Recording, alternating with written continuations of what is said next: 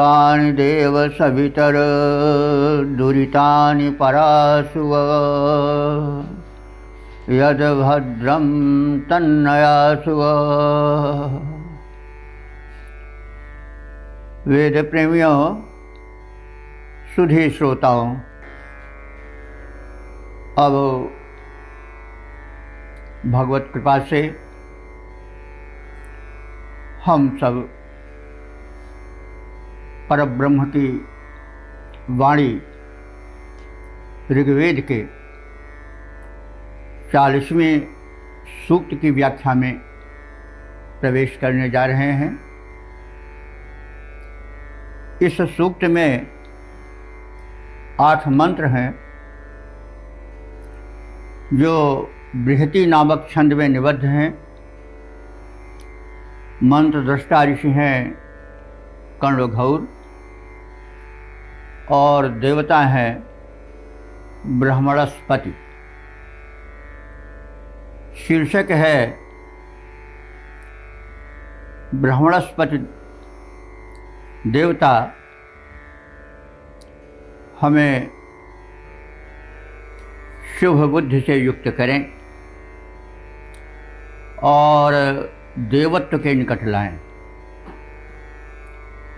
अब प्रथम आवश्यक है कि हम ब्रह्मणस्पति का परिचय प्राप्त कर लें। ब्रह्मणस्पति एक वैदिक देवता हैं जिनको हम आज जो मान्य देवता है बृहस्पति के रूप में समझ सकते हैं, यानी उन्हीं का विकसित रूप बृहस्पति है। बृहस्पति को देव गुरु माना जाता है। गुरु क्या करता है? वह सन्मति देता है, सलाह देता है और शक्तियों को दिव्यता की ओर प्रेरित करता है और एक सात्विक वातावरण फैलाता है। तो शक्ति संपन्न कभी शक्ति के सत्प्रयोग से कुछ दूर न हो जाएं, इसलिए उस सात्विक बुद्धि वाले एक दिव्य शक्ति की आवश्यकता होती है, क्योंकि शक्ति में विचलन भी हो जाता है। तो इस प्रकार से ब्रह्मणस्पति जो हैं वो शक्तियों में संतुलन और सत्य का प्रवेश कराते हैं। इनका संबंध जो प्रशासक कोटि के देवता हैं जैसे मरुदगण और अन्य शक्ति समृद्ध देव, इंद्रादि भी इनसे जुड़े रहते हैं। जैसा कहा गया है ये देवगुरु हैं, बृहस्पति के ही एक रूप हैं, वैदिक रूप। समयानुसार थोड़ा नाम रूप में परिवर्तन होता रहता है, तो प्रकृति का नियम है। कहने का तात्पर्य है कि हम इनको सद्बुद्धि के प्रेरक और प्रचंड प्रशासक प्रकृति के पुरुषों या पात्रों को उनके शक्ति को सतपथ पर लाने के हेतु कुछ मंत्रणा देते रहते हैं। इस रूप में हम इन देव का एक अवधारणा अपने में बना लें और उस छाया में मंत्र को समझने की चेष्टा करें। अब हम संबंधित मंत्र का पाठ कर लें। ओम उत्तिष्ठ ब्रह्मणस्पते देवयन्तस्ते महे उपप्रयन्तु मरुतः सुदानव इंद्र प्राशुर्भवा सचा। अब शब्दार्थ से परिचय प्राप्त करें। ब्रह्मस्पते, हे ब्रह्मणस्पति संज्ञक देव, उत्तिष्ठ, उठ पड़ो, यानी तत्पर हो जाओ। देवयंतः, देवयंतः माने देवत्व की कामना करने वाले हम लोग, त्वा तुमको ईमहे प्रार्थित करते हैं और तुमसे याचना करते हैं। ईमहे सुदानवा, तुम जो हो वह सुदानव हो। सु माने श्रेष्ठ और दानव माने दानव। तो यहाँ पर जैसे हम पहले भी निवेदन कर चुके हैं कि दानव शब्द जो है वह जिस अर्थ में आज प्रयुक्त हो रहा है उस अर्थ में हमें नहीं लेना चाहिए। यह ऋग्वेद काल में बड़ा ही सम्मान सूचक पद था। जो दान देता था लोक कल्याण में उसको दानव कहा जाता था। और ब्रह्मणस्पति जो कि इस मंत्र के उपास्य देव हैं, उन्हें सुदानव माने उत्तमोत्तम दानों को देने वाला बताया गया है। सुदानव शोभन दान दाता। तो हे ब्रह्मणस्पति, आप शोभन दान दाता हो और अन्य देव भी शोभन दान दाता हैं। आपसे प्रार्थना है कि मरुतः उपपर्यंतु, तुम मरुत गणों के समीप, उप माने समीप, सामीप्य से पर्यंतु माने होकर आओ, यानी उनका संपर्क करते रहो। तो जैसा हमने निवेदन किया है कि जो प्रशासक शक्ति संपन्न होते हैं, प्रचंड होते हैं, उनको थोड़ा गाइड करने की, यानी कहने की कुछ सलाह देने की आवश्यकता होती है कि कहीं उनके क्रोध का पारा कुछ अधिक न बढ़ जाए। तो जो सद्बुद्धि प्रेरक हैं, सुरगुरु हैं, बृहस्पति रूप में हैं, उन्हीं को ब्रह्मणस्पति कहा गया है। वे मरुद गणों के पास से होकर आए, यानी उनको उनकी शक्ति प्रयोग में एक संतुलन बनाए रखने के हेतु कुछ प्रेरणा देकर आए, ऐसा समझा जा सकता है। और अब आगे इंद्र को भी संबोधित किया जा रहा है इस मंत्र में।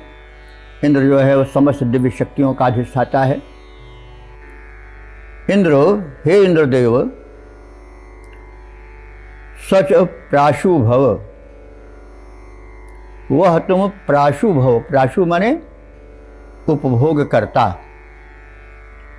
प्र माने विशिष्ट, या प्राश शब्द एक है। प्राश का अर्थ होता है भक्षण, उपभोग। जैसे आप लोग जानते हैं च्यवन प्राश, तो प्राश माने खाना। पहले च्यवन ने उसका उपभोग किया था, प्राश किया था। प्राशन एक शब्द अन्नप्राशन अभी संस्कारों में आता है। अन्नप्राशन से आप सब परिचित हैं। जातक का 60वें महीने में जब अन्न से संपर्क कराया जाता है, पहले वो दुग्ध पर रहता है, उसके बाद अन्न से जो उसका संपर्क कराया जाता है तो उसको प्राश कहते हैं। अन्न प्राशन, यानी उसको अन्न का प्राश उपभोग कराया जाता है नहीं। तो अब प्राश का अर्थ स्पष्ट हो गया होगा कि वैदिक शब्द है, आज भी लौकिक संस्कृत में चलता है। तो प्राश भव, तुम हमारे यज्ञ के अन्न के उपभोक्ता बन जाओ। हे इंद्र, तुम हमारे इस यज्ञ के अन्न के उपभोक्ता बन जाओ। तो इस प्रकार से इसका भावार्थ हम देख सकते हैं कि हे ब्रह्मणस्पति देव, आप उठ पड़ो, यानी कटिबद्ध हो जाओ, तत्पर हो जाओ और देवभक्त हम लोगों में दिव्यता का संचार करो, क्योंकि हम लोग दिव्यता की अवतारणा अपने जीवन में चाहते हैं। हे शोभन कर्मकर्ता, सद्बुद्धि प्रदाता ब्रह्मणस्पति देव, तुम मरुद गणों से भी संपर्क स्थापित करके हमारे पास आओ। मरुद गण क्षत्रिय प्राकृतिक देवता हैं, वे हम पर अनुकूल बने रहें, कहीं रुष्ट न हो जाएं, इसलिए आप उनके पास से होकर के हमारे पास आओ। और हे इंद्रदेव, आप भी हमारे इस शुभ कर्म यज्ञ में पधारो। यज्ञ को हमेशा ध्यान रखिए कि एक जो आहुति के लिए हव्य कुंड में प्रक्षेपण होता है औषधीय द्रव्यों का, वो तो है ही, उससे पर्यावरण शोधन होता है और उसकी बड़ी महत्ता है। आज भी किसी न किसी रूप में हव्य कर्म चलता है, उसकी उपयोगिता सदैव बनी रहती है। तो लेकिन इसके साथ साथ हम ये भी ध्यान रखें कि प्रत्येक कर्म जो है एक यज्ञ कर्म है। हम भी भगवत कृपा से जो कह रहे हैं वो यज्ञ कर्म ही है, आप सुन रहे हैं वो भी यज्ञ कर्म है। इसी प्रकार से अपने कर्म क्षेत्र में शुभ भावना लेकर के जो कार्य किया जाता है वो सब यज्ञ ही होता है, इसलिए हम यज्ञ का विस्तृत अर्थ सदैव लेते चलें। तो हे इंद्रदेव, हे समस्त दिव्य शक्तियों का अधिष्ठाता देवता, आप जो हैं वो हमारे इस यज्ञ में और कर्म यज्ञ में सदैव हमारे साथ रहें। हमारे द्वारा प्रस्तुत वस्तुओं का उपभोग करें, हमारी भक्ति भावना का उपभोग करें और हमारे अनुकूल बने रहें। तो इस प्रकार से हम इस मंत्र के अर्थ को समझ सकते हैं। अब इसके पद रूपांतरण पर ध्यान दें। हे ब्रह्मणस्पति देव, उठो तुम हो उत्तम गुणधारी, करते हम याचना तुम्हारी, देव कामनाकारी। मरुद देवता शोभन दाता, इसे ध्यान में लाओ। है अनुरोध कि उन सब के समीप से होकर आओ। यज्ञ भाग लो इंद्र, हे इंद्र यज्ञ भाग लो इंद्र, साथ में यह प्रार्थना हमारी। हे ब्रह्मणस्पति देव, उठो तुम हो उत्तम गुणधारी, करते हम याचना तुम्हारी, देव कामनाकारी। अब इसी भाव को हम इस सविया छंद में देख लें। ब्राह्मणस्पते दिव्य बड़े, तुम्हें अब पास हमारे कृपा कर आओ। ब्राह्मणस्पते दिव्य बड़े, तुम पास हमारे कृपा कर आओ। देवत्व की चाह भरी हम में, उसे पूरी करो करुणा बरसाओ। शासक के गुण हैं जिनमें, मरुतों के समीप वहाँ पर जाओ। हे इंद्र कृपा करके तुम भी अब आकर यज्ञ की शोभा बढ़ाओ। हे इंद्र कृपा करके तुम भी अब आओ, यज्ञ की शोभा बढ़ाओ। तो इस प्रकार से इस मंत्रार्थ से हम परिचित हुए। ओम।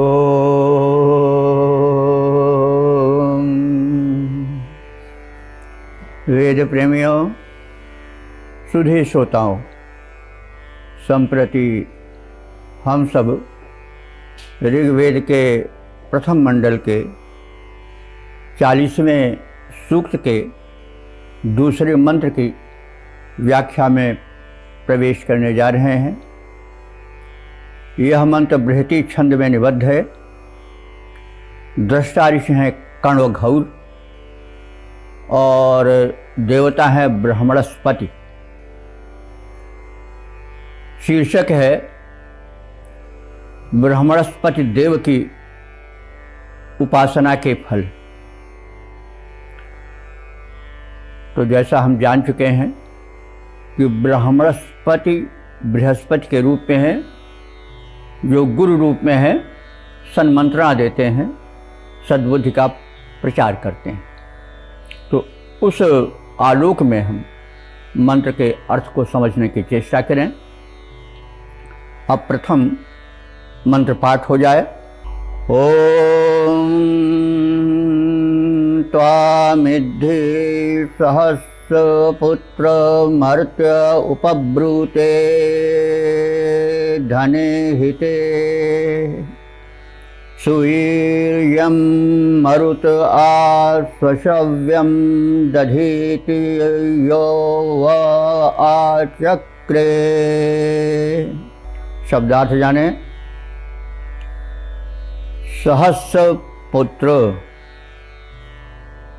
सहस्र का अर्थ होता है बल, और यहाँ पर सहसा है, षष्ठी का प्रयोग है, यानी बल के पुत्र। तो बल के पुत्र में पुत्र का जो अर्थ है वह होगा पुरुत्रायते इति पुत्र। पुरु माने जो बहुसंख्यक बल की रक्षा करे, यानी बलाधिक्य के रक्षण की भी आवश्यकता होती है, क्योंकि अधिक बल हो जाता है तो बल अगर विकृत हो जाता है तो बल नष्ट भी हो जाता है। तो यहाँ पुत्र का अर्थ पुरुत्रायते है, जो बहुत की रक्षा करे, यानी जो प्रचंड बल का रक्षक बनकर आवे, वह पुत्र है। वैसे सामान्य रूप से तो पुत्र का अर्थ जो संतान के रूप में, पुत्र के रूप में लिया जाता है, उसकी व्युत्पत्ति इस प्रकार से होती है कि पूनाम नरकम तस्मात् नरकात् त्रायते पुत्र। पूर्ण नरक को कहते हैं, और नरक से जो अपने सत्कर्मों द्वारा अपने पिता की रक्षा करे वह पुत्र है। एक व्युत्पत्ति जो पुत्र अर्थ में ली जाती हो तो इस प्रकार से है, लेकिन यहाँ पर पुत्र जो है वह उस अर्थ में नहीं है। पुरुत्रायते इति पुत्र, यह निघंटु के 2:11 में उल्लिखित है। तो यह विशेषण है ब्रह्मणस्पति का।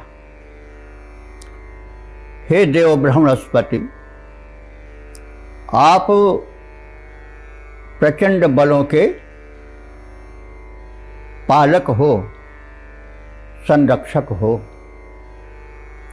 देखिए, बल की रक्षा सद्बुद्धि द्वारा ही हो पाती है।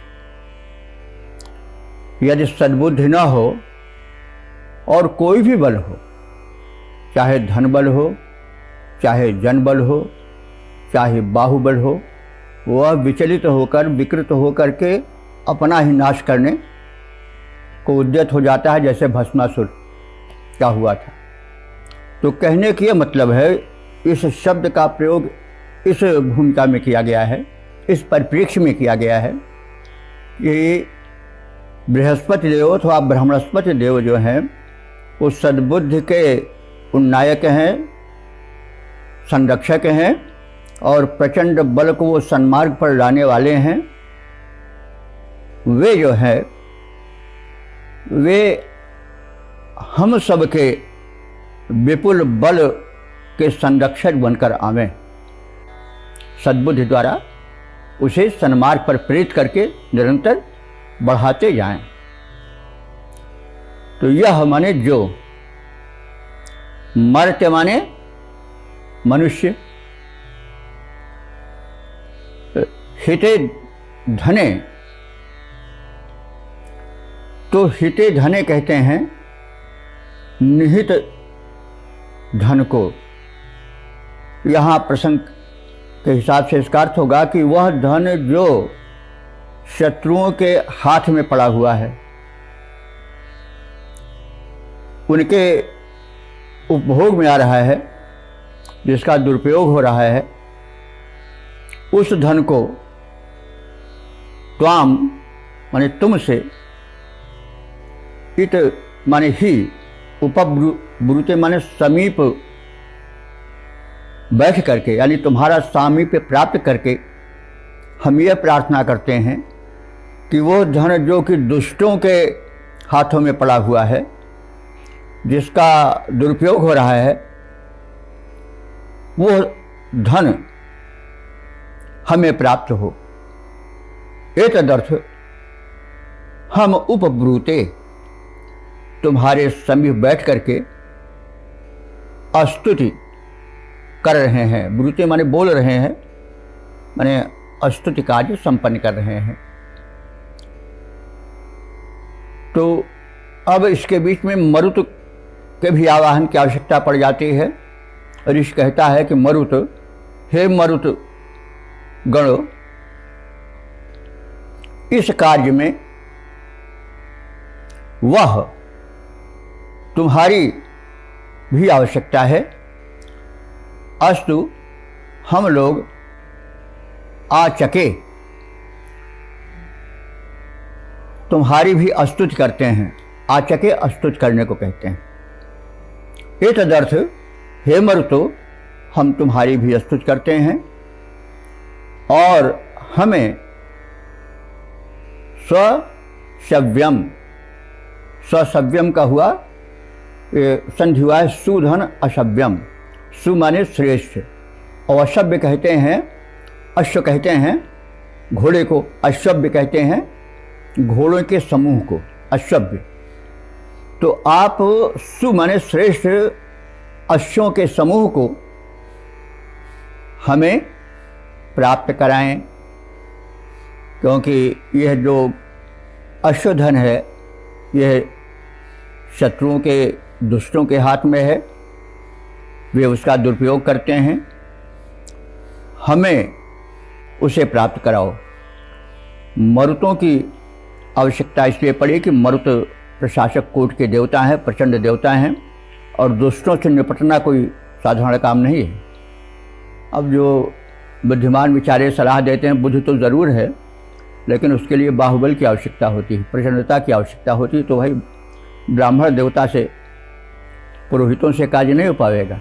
इसलिए ऋषि जो है वो एतदर्थ जो है मरुत देवताओं को आवाहित करता है कि वे भी आएं और उन दुष्टों के,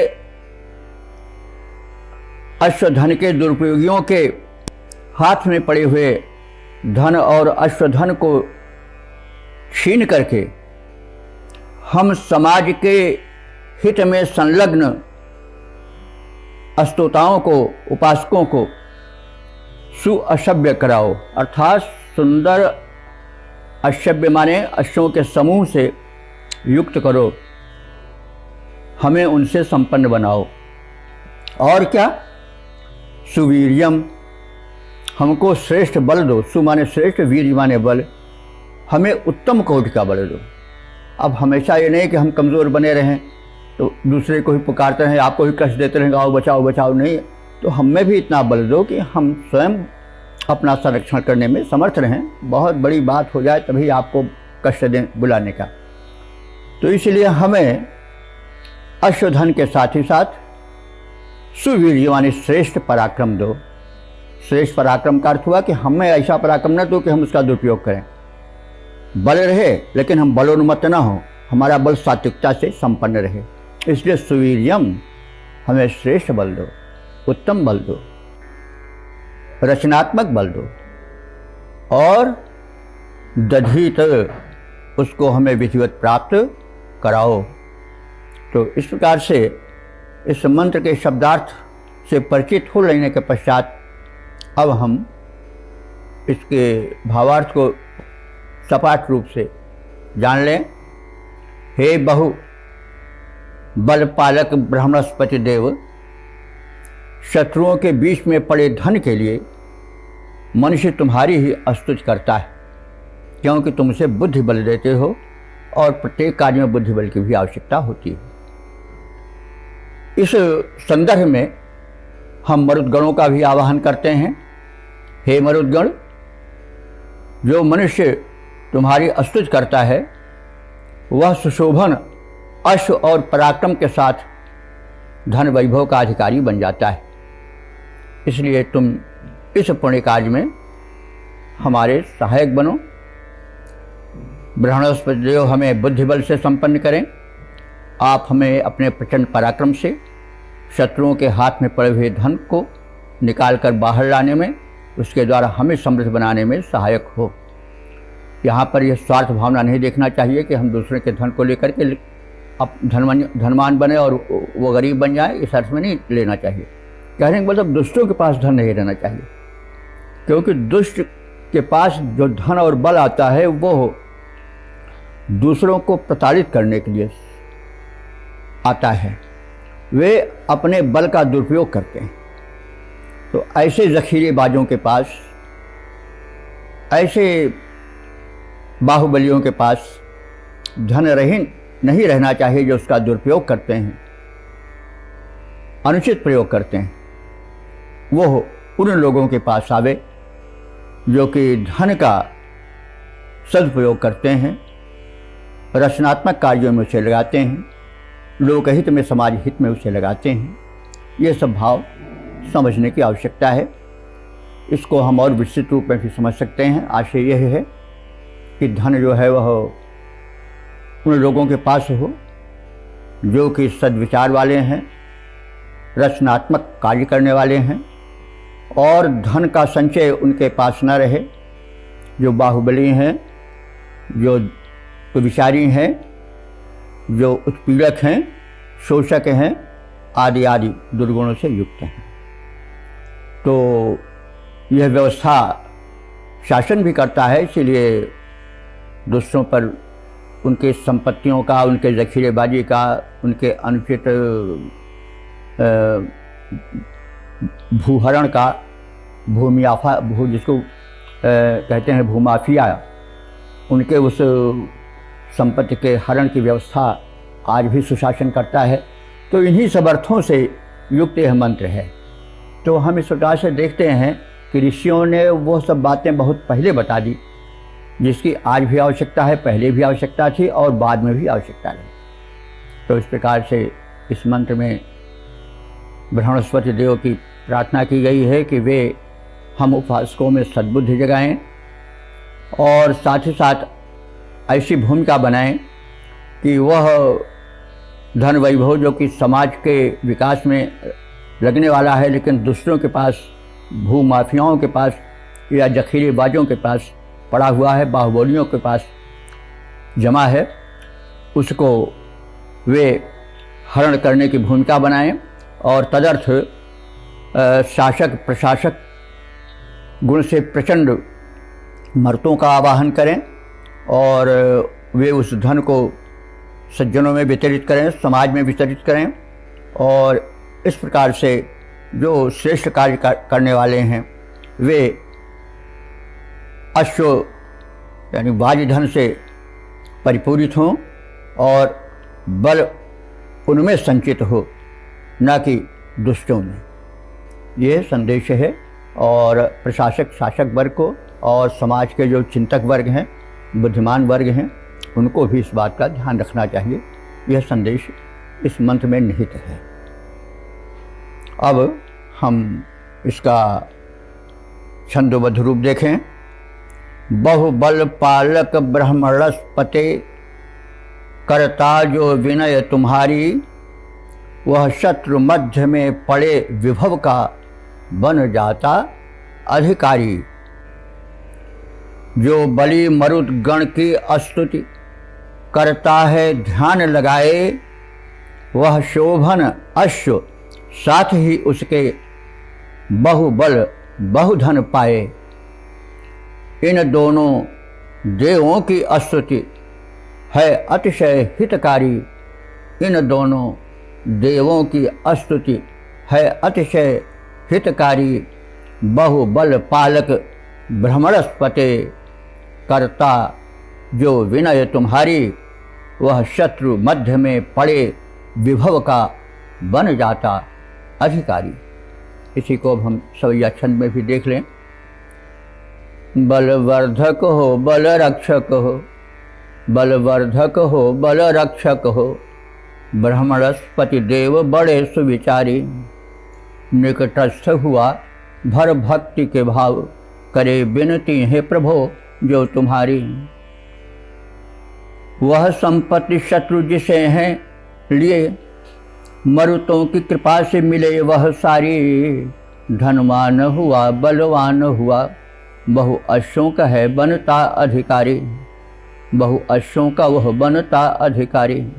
इस प्रकार से ब्रह्मणस्पति देव बुद्धि के द्वारा उपासकों को समृद्ध करें, और जो मरुदगण हैं प्रशासक प्रकृति के हैं, वो दुष्टों का धन हरण करके समाज के हित में लगे लोगों को रचनात्मक कार्यों के हेतु प्रदान करें।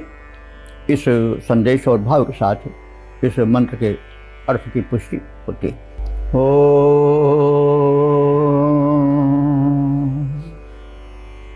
वेद प्रेमियों, सुधी श्रोताओं, अब हम सब ऋग्वेद के प्रथम मंडल के 40वें सूक्त के तीसरे मंत्र की व्याख्या में प्रवेश करने जा रहे हैं। यह मंत्र बृहति नामक छंद में निबद्ध है।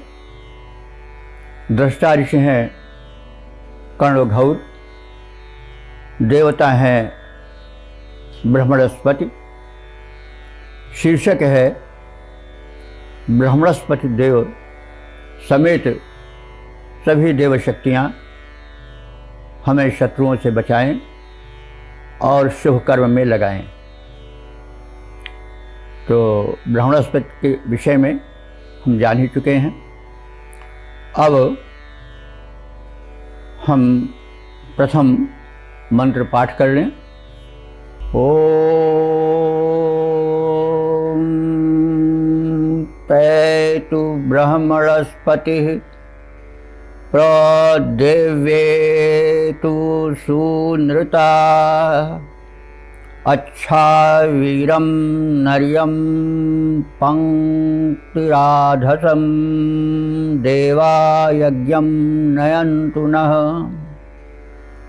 अच्छा वीरं नर्यं पंक्तिराधसं, देवा यज्ञं नयन्तु नः। शब्दार्थ जाने। ब्रह्मणस्पति, हे ब्रह्मणस्पति नामक देव, प्रयतु प्राएतु, आप विशेष रूप से पधारें, हमारे निकट आएं, और साथ ही साथ सूनृता देवी, सूनृता माने श्रेष्ठ सत्य वचन को प्रेरित करने वाली वाग देवता भी एतु यहाँ पर आए, हमारे समीप, हमारे संरक्षण हेतु आए। तो ये वाग देवता सरस्वती का स्वरूप है। ऋग्वेद में सरस्वती को वाग देवी रूप में मान्यता प्राप्त है। बाद में वीणा पुस्तक आदि का जो विकास हुआ है वो पुराणों में हुआ है, क्योंकि वो बुद्ध की अधिष्ठात्री हैं, इसलिए बुद्ध के लिए पुस्तक का होना और संगीत आदि का भी होना आवश्यक है। तो इसलिए यहाँ पर बृहस्पति देव से यह प्रार्थना की गई है कि वे तो स्वयं शुभ कर्मों के प्रेरक देव हैं, और अपने साथ सुनृता देवी यानी वाग देवता को, सरस्वती को भी हमारे निकट लाएं, ताकि उनसे हम सारस्य और वाक शक्ति प्राप्त कर सकें। और इसके साथ ही साथ देवा, अन्य जो दिव्य शक्तियां हैं, देवता हैं, वे भी आएं, और वीरम यहाँ पर एक शब्द आया वीरम। जो वीर शब्द से आप लोग परिचित हैं, तो वीरम माने जो बड़े बलवान शत्रु हैं भाई, उनसे निपटना है। तो उनसे निपटने के लिए बल की भी आवश्यकता होती है, बुद्धि बल की भी आवश्यकता होती है, और जो है वो तमाम दिव्य शक्तियों की आवश्यकता होती है। तो हे बृहस्पति देव, आप तो सुबुद्धि के संरक्षक देवता हैं, सुबुद्धि का प्रचार करें हम में। साथ ही साथ वाक शक्ति की जो प्रेरिका हैं, अधिष्ठात्री देवी हैं, सरस्वती रूपा हैं, वो भी आवें, क्योंकि वाक शक्ति में बड़ा बल होता है, उससे ही उत्प्रेरित होकर के उत्साह उत्पन्न होता है, व्यक्ति में आत्मबल आता है। तो इसलिए शून्यता देवी, प्रिय सत्य रूपा वाग देवता, उसकी अधिष्ठात्री देवी भी आएँ, और अन्य दिव्य शक्तियाँ भी हमारे पास आएँ, ताकि हम वीरम माने जो बड़े बलवान शत्रु हैं, जिनसे निपटना साधारण बात नहीं है, उनके संहार के लिए या पराजित करने के लिए ये सभी शक्तियाँ आवें। और हे देवता, अच्छा है कि आप इन दुष्ट बलि बाधक शत्रुओं को दूर ही हमसे रखो, निकट आने नहीं पावे। और नरियम, नर से नरियम बना है, मानव के हित हेतु पंक राधसम, जो हम हव्य युक्त यज्ञ कर रहे हैं, उसके द्वारा नह माने हमें अच्छनयंतु, अच्छी तरह से समृद्ध बनावें, और उस यज्ञ में हमें भली भांति ले चलें। कहने का मतलब हम शुभ कर्म करें और कराएं। तो अब इस संक्षिप्त शब्दार्थ के पश्चात हम इसके भावार्थ को सपाट रूप में जान लें।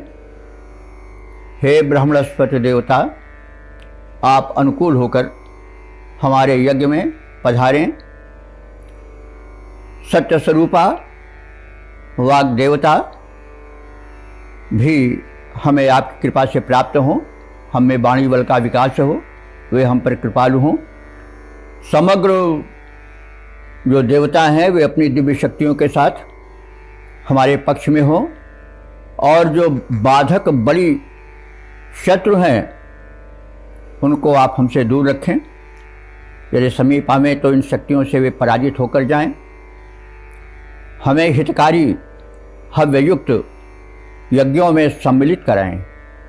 तात्पर्य, हम उस शुभ कर्म में संलग्न रहें, चाहे वह आहुति रूप में हो, चाहे वह शुभ कर्म के संपन्न होने के रूप में है, उसके समीप हमें ले चलें, हम उनसे प्रेरणा लें, और हम स्वयं शुभ कर्म यज्ञ में अपने को संलग्न रखें, उससे जुड़े रहें। इस अर्थ का वहन करता है यह मंत्र। इसके पद रूपांतरण का भी अवलोकन हो जाए। हम कर्म यज्ञ करते जाएं, देवता विघ्न हरते जाएं। हम कर्म यज्ञ करते जाएं, देवता विघ्न हरते जाएं। अनुकूल ब्रह्मणस्पति होकर कृपया यज्ञ स्थल पर आएं। अनुकूल ब्रह्मणस्पति होकर कृपया यज्ञ स्थल पर आएं। वे वाग देवता जो वाणी का शोधन कर दुख हरते हैं। प्रिय सत्य स्वरूपा वाणी का संचार हृदय में करते हैं। वे आएं और समस्त देव भी हित करने आते जाएं। जो बाधक बलि शत्रुगण हैं, जो बाधक बलि शत्रुगण हैं, वे यहाँ नहीं रहने पाएं, वे यहाँ नहीं टिकने पाएं। प्रेरणा भरें हम हव्ययुक्त, प्रेरणा भरें हम हव्ययुक्त यज्ञों में पग धरते जाएं, यज्ञों में पग धरते जाएं।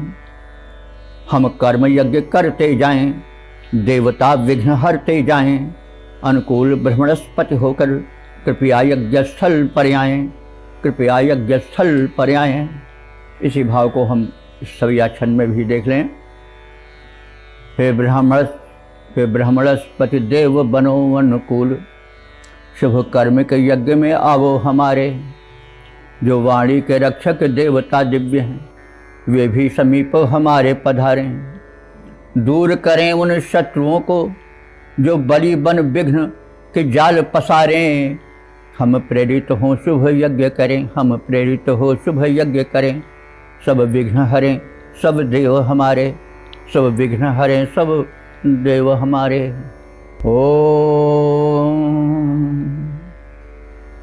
वेद प्रेमियों, सुधी श्रोताओं, संप्रति हम सब ऋग्वेद के प्रथम मंडल के 40वें सूक्त के चौथे मंत्र की व्याख्या में प्रवेश करने जा रहे हैं। यह मंत्र बृहति नामक छंद में निबद्ध है। दृष्टा ऋषि हैं कर्णघौर और देवता हैं ब्रह्मणस्पति। शीर्षक है दान की महिमा। ब्रह्मणस्पति के विषय में हम पहले परिचित हो चुके हैं। ये बुद्ध के सत्प्रेरक बृहस्पति के रूप में माने जा सकते हैं।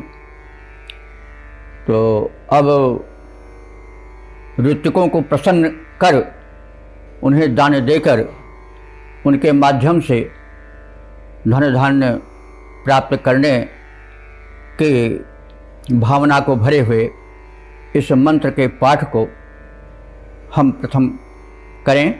ओम यो वाघते ददाति सूनरं वसु सधत्ते अक्षितिश्रवः तस्माइराम सुवीरामाय यजामहे सुप्रतुर्ति मनेहसम। यह माने जो उपासक या जो यजमान वाघते, वाघते कहते हैं ऋत्विक को। ऋत्विक माने जो शुभ कर्म यज्ञ कराता रहता है ऋतु के अनुसार, माने समयानुकूल।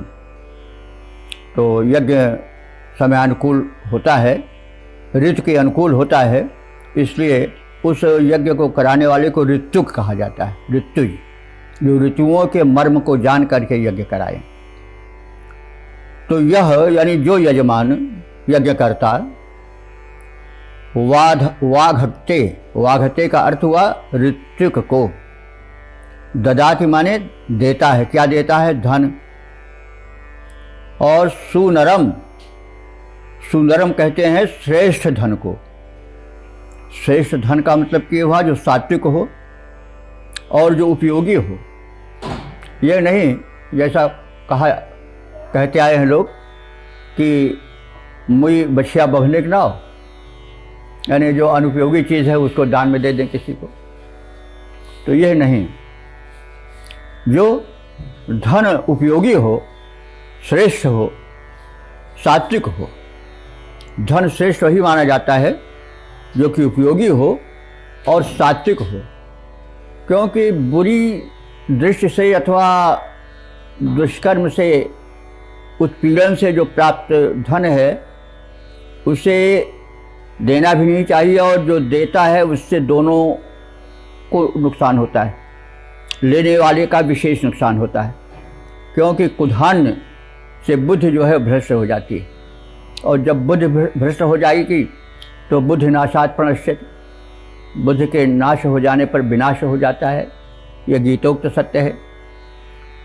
तो सुनरम यानी जो दान दिया जाए ऋत्विज को, यज्ञ कराने वाले को, वह श्रेष्ठ हो, सात्विक हो और उत्तम हो।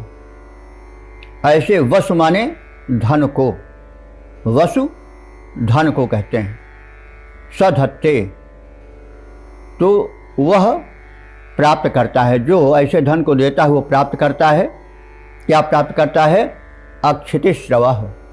अक्षित कहते हैं अक्षय, और श्रव कहते हैं अन्न को, श्रव यश को भी कहते हैं। तो वह व्यक्ति जो कि यज्ञ कराने वाले पुरोहित को, श्रेष्ठ ज्ञानी को धन देता है और श्रेष्ठ सात्विक धन देता है, उसका फल यह होता है कि वह धत्ते माने प्राप्त करता है, धारण करता है क्या? अक्षतिश्रव, अक्षय धन धान्य को अथवा अक्षय कीर्ति को प्राप्त करता है। तस्मै, उसके लिए इडाम, इडा नाम की देवी से, इडा किन्हें कहते हैं हम जान लें। वैसे तो इडा मन की पुत्री को कहा जाता है। इडा जो है वो अन्न आदि धन धान्य को प्रदान करने वाली देवी हैं। इनको यदि हम कहें तो लक्ष्मी भी कह सकते हैं, क्योंकि इडा ही बाद में पुराणों में लक्ष्मी रूप में आई, जो कि धन की अधिष्ठात्री देवी है। तो वेद में भारती का, सरस्वती का और इडा का, इन तीन देवियों का विशेष वर्णन है, उनकी विशेष चर्चा है।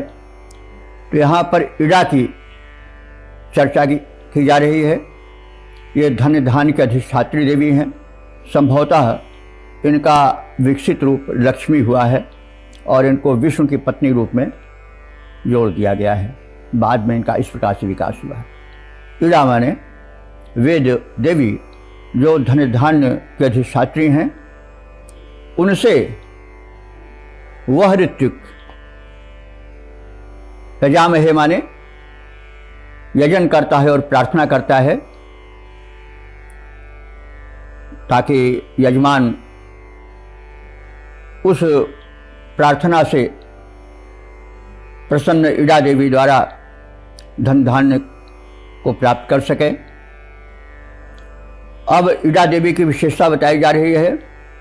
ये इडा देवी सुवीराम, सुंदर वीरों से युक्त हैं। लक्ष्मी जिसके पास होती हैं, लक्ष्मी पुत्र ऐसे ही बलवान हो जाते हैं, और जिसके पास धन रहता है उसके पास तमाम बल आ जाता है। तो इसीलिए लक्ष्मी देवी को सुवीराम कहा गया है, क्योंकि जिसकी छत्र छाया लक्ष्मी पर होती है, जो लक्ष्मी पुत्र बन जाता है, वीर पुत्र को भी कहा जाता है, बहादुर को भी कहा जाता है। तो जो लक्ष्मी पुत्र बन जाता है वह स्वतः अनेक प्रकार के बलों से समृद्ध हो जाता है। तो सुप्रतुतिम, और वो लक्ष्मी जो हैं वो शत्रु विनाशिनी है। लक्ष्मी की कृपा होती है, अनुकंपा होती है, तो उनके द्वारा भिन्न भिन्न रूपों से समय समय पर शत्रुओं का, दुष्टों का दलन किया जा सकता है। तो इस बात को कहा गया है इस रूप में कि वो सब प्रतुतिम हैं। इसका अर्थ हुआ कि वो शत्रु विनाशिनी है। तात्पर्य कि जो लक्ष्मी से युक्त हो जाता है, उनका कृपा पात्र बन जाता है, वह शत्रु बाधा से मुक्त हो जाता है। और अनेहसम, तो जो ये इडा देवी हैं, लक्ष्मी स्वरूपा हैं, वे अपराजेय हैं। अब इसका सीधार्थ हुआ कि जो लक्ष्मी पुत्र बन जाते हैं, जिसके पास लक्ष्मी का निवास होता है, वह अपराजेय हो जाता है। हर क्षेत्र में धन के द्वारा वो सफलता प्राप्त करने के योग्य हो जाता है। तो तात्पर्य हुआ कि जो ऋत्विकगण हैं, शुभ कर्म करने कराने वाले हैं, यजमानों को सत्प्रेरणा देने वाले हैं, उनको यजमान यदि प्रसन्न करते हैं तो वे श्रेष्ठ धन से युक्त हो जाते हैं, और श्रेष्ठ धन द्वारा प्रसन्न किए गए जो ऋत्विकगण हैं, वे उस धन की अधिष्ठात्री इडा देवी को प्रसन्न करते हैं, और उनकी कृपा से यजमान, जो कि अपने पुरोहितों द्वारा उन देवी को प्रसन्न कराते हैं, वे सुंदर श्रेष्ठ वीरों के बल को प्राप्त करते हैं और उसके द्वारा शत्रु विनाश होता है और फिर वे अपराजेय बन जाते हैं हर क्षेत्र में। तो लक्ष्मी की कृपा सत्कर्म से होती है और सत्कर्म कराने वालों को प्रसन्न करना चाहिए और उनको श्रेष्ठ धन का दान करना चाहिए ताकि श्रेष्ठ धन को पाकर के उनकी बुद्धि सात्विक बनी रहे, क्योंकि बुद्धि में सात्विकता नहीं रहेगी तो फिर वह ऋत्विज भी भ्रष्ट बुद्धि वाला हो सकता है और उसके द्वारा बताया गया रास्ता, दिखाया गया पंथ या प्रेरणाएं अशुभ की ओर जा सकती हैं। क्योंकि जब अन्न शुद्ध होता है तभी बुद्धि भी शुद्ध होती है। तो यह सिद्धांत है कि जैसा खाए अन्न वैसा बने मन। तो सद पदार्थों का, सत साधन से संचित धन का दान दिया जाए, उसके द्वारा जो शेष बुद्धि युक्त शुभ कर्म कराने वाले ऋत्विजगण हैं उनको प्रसन्न किया जाए, वे धन ऐश्वर्य की शक्ति की जो अधिष्ठात्री देवी हैं लक्ष्मी को प्रसन्न करें और उस प्रसन्नता के माध्यम से जो यजमान हैं वो धन धान्य प्राप्त करें, शत्रु पे विजय प्राप्त करें और अपराजेय बने। तो ये संदेश दिया गया है कि जो दान हो वो सत्पात्रों को दिया जाए, शुभ कर्म कराने वालों को दिया जाए और वो जो दान हो वो सात्विक हो और उसके द्वारा जो धन की देवी ईड़ा हैं या लक्ष्मी हैं वे प्रसन्न हो जाएं और उसके द्वारा व्यक्तित्व में अपराजेय गुण आवें, धन धान्य से सुखी जीवन बीत सके आदि बातें संदेश रूप में मानी जा सकती हैं। अब हम इसका पद्य रूपांतरण देख लें। यजमान जो कि ऋत्विक गण को उत्तम धन प्राप्त कराते हैं, यजमान जो कि ऋत्विक गण को उत्तम धन प्राप्त कराते हैं, प्रतिफल में वे ऋत्विक प्रयास से अति समृद्ध बन जाते हैं। यजमान हेतु याचना ईड़ा देवी से ऋत्विक करते हैं, देवी देती हैं अक्षयान्न, भंडार रिक्त सब भरते हैं। ईड़ा सुवीरा अति अरिहंत्री, हैं ईड़ा सुवीरा अरिहंत्री, वह अपराजेया देवी हैं, वह नहीं हताहत हो सकती। अति विस्तृत महिमा उनकी है, प्रार्थिता प्रसन्ना देवी से यजमान परम सुख पाते हैं। प्रार्थिता प्रसन्ना देवी से यजमान परम सुख पाते हैं। यजमान जो कि ऋत्विक गण को उत्तम धन प्राप्त कराते हैं, प्रतिफल में वे ऋत्विक प्रयास से अति समृद्ध बन जाते हैं। इस प्रकार से ईड़ा देवी, ईड़ा का विकसित रूप लक्ष्मी है, तो लक्ष्मी देवी प्रसन्न होती हैं। उसमें पुरोहित गण जो ऋत्विक गण हैं, बुद्धिमान व्यक्ति हैं, सत्पथ दिखाने वाले लोग हैं, वे उन देवी को प्रसन्न करते हैं और उनकी प्रसन्नता से संपन्न बनते हैं यजमान। और फिर यजमान इतने समर्थ हो जाते हैं कि उन्हें शत्रु बाधा कहीं नहीं सता पाती है, वे हर क्षेत्र में सफल होते हैं। ये है भाव इस मंत्र में है। इसके बाद हम इस मंत्र का सवैया में जो व्यक्त भाव है उसको जान लें। यजमान जो कि ऋत्विक को अपने धन दान से प्रसन्न बनाते, यजमान जो ऋत्विक को अपने धन दान के द्वारा प्रसन्न बनाते, उसके हित में ऋत्विक गण भी, उसके हित में ऋत्विक गण के धनदानी ईड़ा को प्रसन्न बनाते। शत्रु विनाशिका देवी ईड़ा को प्रसन्न बना धन धान्य दिलाते। इस भांति सुखी यजमान समृद्ध बने निज जीवन धन्य बनाते। इस भांति सुखी यजमान समृद्ध बने निज जीवन धन्य बनाते। इस प्यार से हमने इस मंत्र के अर्थ को, शब्दार्थ को और छंदोबद्ध रूप को भी अवलोकन किया।